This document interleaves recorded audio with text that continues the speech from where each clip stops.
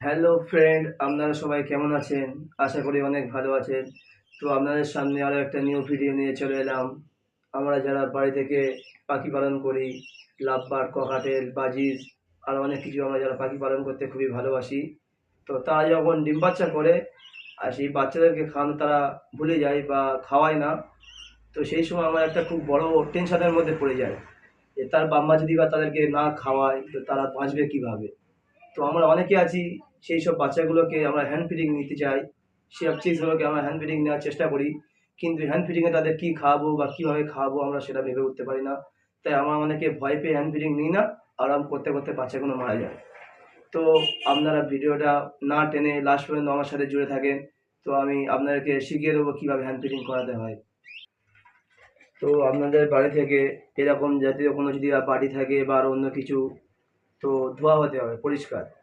তো এরকম কিছু থাকলে আপনাদের যত যেরকম ছানা থাকবে সেরকম অনুযায়ী আপনারা জল নিয়ে নেবেন। তো বেশি খাওয়ালেও ক্ষতি আর কম খাওয়ালেও ক্ষতি। তো যেহেতু আমার দুটো ছানা আছে তো আমি এরকম পরিমাণে জল নিয়ে নেব। তো জলটা নেওয়ার পরে আপনাদের পাশে আপনারা যেখান থেকে পাখি কেনেন, হাট হোক বা দোকান হোক, সেখানে গিয়ে হ্যান্ড ফিডিংয়ের খাবার বললে ওরা দিয়ে দেবে।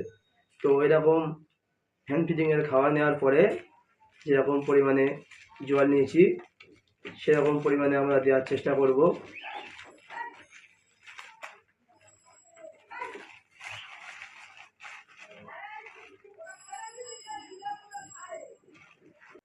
তো আমরা এরকমভাবে গুলে নেব, বেশি পাতলাও হবে না আর বেশি মোটাও হবে না, ঠিক আছে? তো গুলে নেওয়ার পরে এরকম জাতীয় কোনো জিনিস থাকবে সেটা থেকে এরকমভাবে টেনে তুলে নেব। নেওয়ার পরে এবার যেটা সবথেকে বড় প্রশ্ন যে আমরা এবার খাওয়াবো কী করে?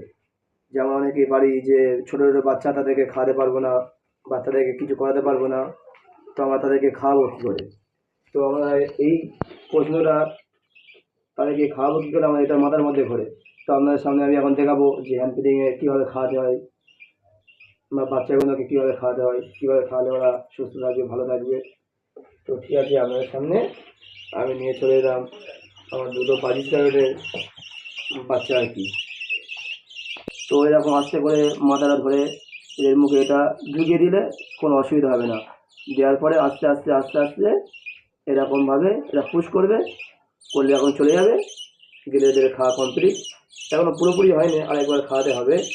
তো যেহেতু আমার দুটো ছানা তো একটু দেখাতে দেরি হচ্ছে যে কীরকমভাবে খাওয়াবে।